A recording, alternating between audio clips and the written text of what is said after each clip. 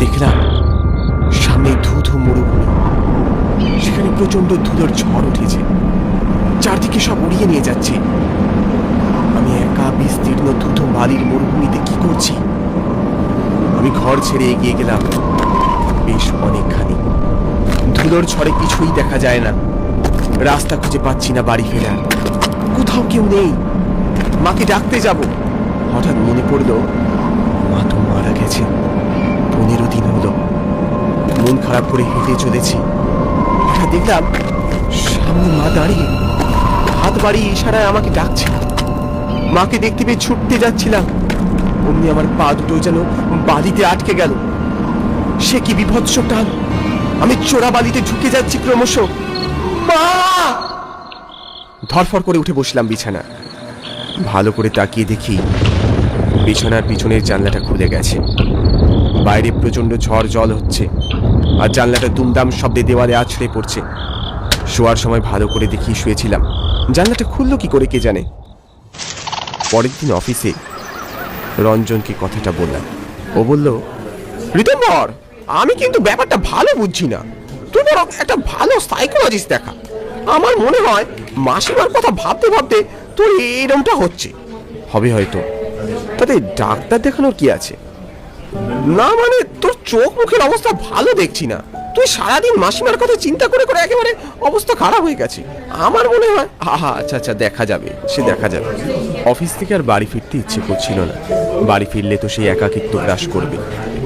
তবে কাল থেকে মা চলে যাবার পরও কেমন যেন মায়ের উপস্থিতি টের পাচ্ছি। কাল স্বপ্নে মাকে দেখলাম, আমি ডাকছিলেন। আজও অফিস থেকে ফেরার সময় ওই সেদিনের ভদ্রলোককে দেখতে পেলাম, আমার দিকে এক দৃষ্টিতে তাকিয়েছিলেন। তাই ওনার দৃষ্টিও আমায় যেন কেমন ভরসা দেয়। আজ উনি কিছু বললেন না, আমিও ওনার দিকে তাকাতে তাকাতে বাড়ি চলে এলাম। গেট খুলে ঢুকতে ঢুকতে দেখলাম মায়ের সাথের বাগান যেন মা চলে যাবার পরে সেটাও শেষ। সবকটা গাছ প্রায় মরমর দশা। না, হয়তো এই বাড়িটাই ভালো নয়, হয়তো সেই লোকটির কথাই ঠিক। এখানে না আসলেই ভালো হতো, তাহলে তো এত কিছু হতো না। নিজের ওপর খুব রাগ হলো। রাতের খাবার খেয়ে যখন উঠলাম তখন রাত প্রায় 11টা। ঘন্টা দেড়েক পায়চারি করে শুতে গেলাম।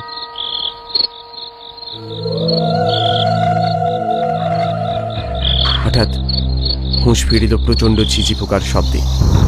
চারদিকে ঘন জঙ্গল, ঘুটঘুটে অন্ধকার, অজানা পশু পাখির ডাক ভেসে আসছে, শনশন করে হাওয়া দিচ্ছে, কেমন যেন স্যাঁতস্যাঁতে ঠান্ডা। এই অন্ধকার জঙ্গলে আমি কি করছি কিছুই বুঝতে পারছি না। কি হচ্ছে সব আমার সাথে? হঠাৎ সামনে তাকিয়ে দেখি মা দাঁড়িয়ে, হাত বাড়িয়ে ইশারায় ডাকছে আমায়। মা, আমি আসছি, মা, আমি আসছি। উনি প্রকাণ্ড এক গাছের শিকড় আমার পা দুটো শক্ত করে আটকে দিল, যেন ক্রমশ আমি সেই মাটির গভীরে চলে যাচ্ছি। বাঁচাও, বাঁচাও মা, বাঁচাও! ধরফর করে উঠে বসলাম। বুঝলাম আজকেও স্বপ্ন দেখছিলাম। এবার আমার বেশ ভয় হতে শুরু করলো। তাহলে কি আমার কোনো মানসিক সমস্যা হচ্ছে? আমার মায়ের সাথেও কি এরকমটা হয়েছিল? তাই কি মা চুপ করে বসে থাকতো? রঞ্জনকে ফোন করলাম, রঞ্জন ছুটে এলো। সব খুলে বললাম ওকে। সব শুনে বলল, জানিস, আমার প্রথম দিন থেকে বাড়িটাকে সুবিধের মনে হচ্ছে না।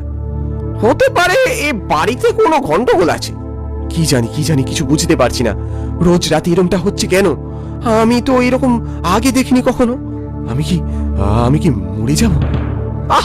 এসব আজে বাজে কথা বলিস না তো, আমি দেখছি কি করা যায়। রাতটা রঞ্জন ওর বাড়িতে থাকতে বললেও আমি রাজি হলাম না। আসলে কোথাও যেন মনে হলো মায়ের অস্তিত্ব এখন ওই বাড়ি থেকে যায়নি।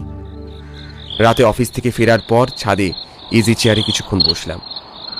আজ পূর্ণিমার রাত, চাঁদ উঠেছে আকাশে। আজ ঠিক করেছি ঘুমোবো না, দেখি কি হয় আমার সাথে। মোবাইলে একটা বই পড়ছিলাম। সামনে তার এক মস্ত টিলা, নিচে আদিগন্ত সমুদ্র। তার গর্জনেই বোঝা যায় ঢেউগুলোর বেগ। ওরা আমার চোখ বেঁধে দিয়েছে শক্ত করে। আমি ক্রমশ সামনে এগিয়ে চলেছি। মৃত্যু আমার সামনে। কেউ আমার পিছন থেকে সজোরে ধাক্কা মারলো।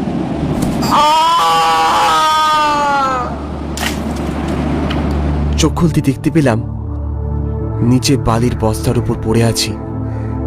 তার মানে আমি ছাদে ঘুমিয়ে পড়েছিলাম। আর স্বপ্ন দেখে ছাদ থেকে পড়ে গেছি।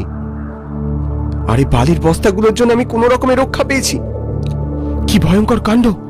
এই দুঃস্বপ্ন তো আমায় মেরে ফেলে দেখছি। এসব ভেবে ভয়ে সারা শরীর ঘেমে জামা ভিজে চুপচুপ করতে লাগলো। ভোরের আলো এখনো ফোটেনি।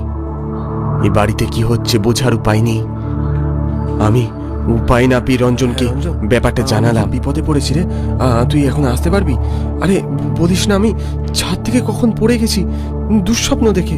হ্যাঁ, ও বলল ও এখনই আসছে। এক কথায় ভয়ে জড়সড় হয়ে ছাদে দাঁড়িয়ে রইলাম।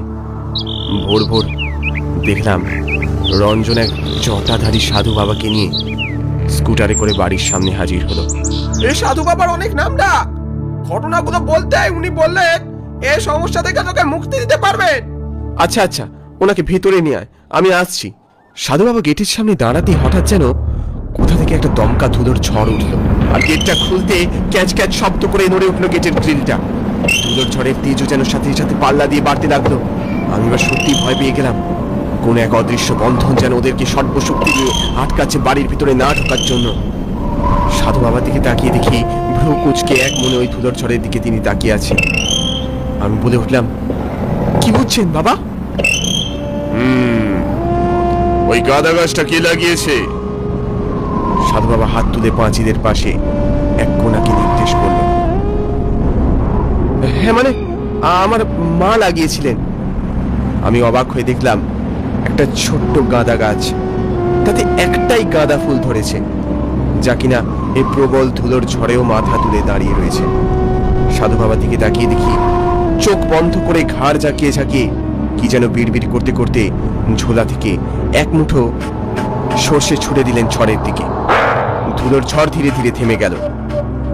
এরপর সাধু বাবা আমার দিকে তাকিয়ে বললেন, এ বাড়িতে দোষ আছে, শিগগির এই বাড়ি ছেড়ে পালিয়ে যা। এ দোষ কাটার নয়, তোরা বেঁচে আছিস এটাই তোদের ভাগ্যি। ওই গাঁদা ফুলের জীবন শক্তিতে তোরা বেঁচে আছিস। রঞ্জন বলে উঠল, ওর মা ওই গাঁদা গাছটা লাগিয়েছিলেন। সাধু এসে বললেন, মাতৃত্বের টান একেই বলে বেটা। উনি মৃত্যুর পরও তোদের রক্ষা করে যাচ্ছেন ওই গাঁদা গাছের রূপ ধরে। ওনাকে ওই অদৃত্য আত্মাই টেনে নিয়ে গেছেন ওদের দুনিয়াতে। যত তাড়াতাড়ি সম্ভব এ বাড়ি খালি করে চলে যা, চলে যা। এ বাড়িতে অনেক প্রেতাত্মারা না গোনা, যা কাটাতে গেলে আমার মৃত্যু অব্দি ঘটে যেতে পারে। আর এ বাড়িতে ঢুকিস না। সাধু বাবা যাবার পর সিদ্ধান্ত নিলাম আজই বাড়ি ছাড়ব। আপাতত কদিন রঞ্জনের বাড়িতেই কাটাবো, তারপর দেখা যাক কি হয়। অকস্মাৎ রাস্তায় দেখা হলো সেই লোকটির সাথে। কৌতূহলী চোখে তাকিয়ে আছেন আমার দিকে। তারপর বললেন, কি মশাই, থাকতে পারলেন না তো বাড়িতে? এখনো পর্যন্ত কেউ থাকতে পারেনি। ভাগ্য ভালো আপনি বেঁচে আছেন। আর ভুলেও বাড়িতে যেতে যাবেন না। প্রাণের মায়া থাকলে ওখান থেকে এখনই পালান। শুনুন, ঘটনাটা তাহলে আপনাকে খুলেই বলি। আজ থেকে 100 বছর আগে ও বাড়িতে কালো জাদুর প্রশিক্ষণ চলতো।